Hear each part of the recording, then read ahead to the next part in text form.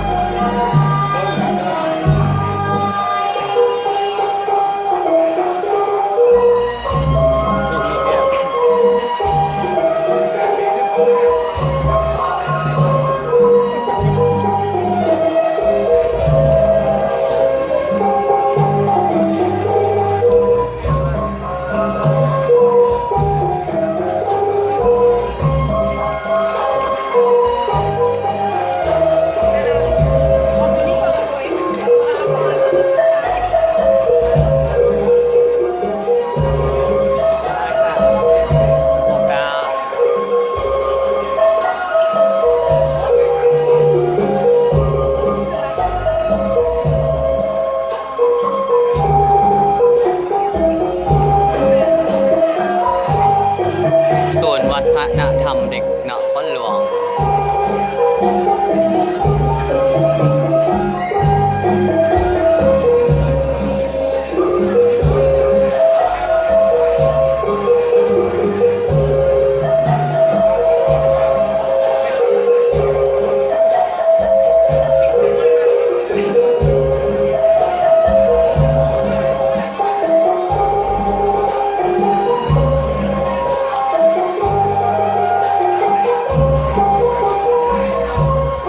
จะเบิ่งคนเขากับคนโรงเรียนอยู่ตรงกัน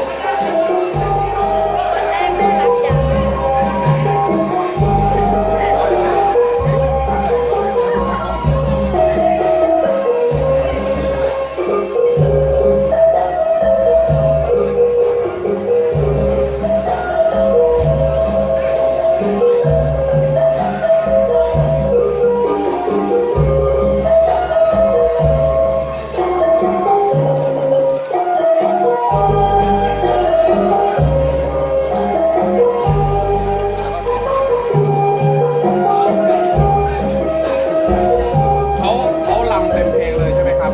ฟ้อนเต็มเพลงเลยใช่ไหมไม่เราจบเองจบเอง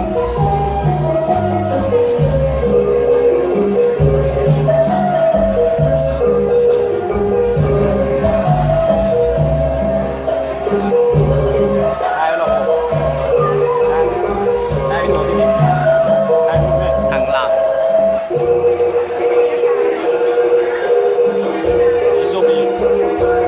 นี่ก็ลงสองข้างเลยลงข้างเดียวนี่เลยลงข้างนี้ใช่ไหม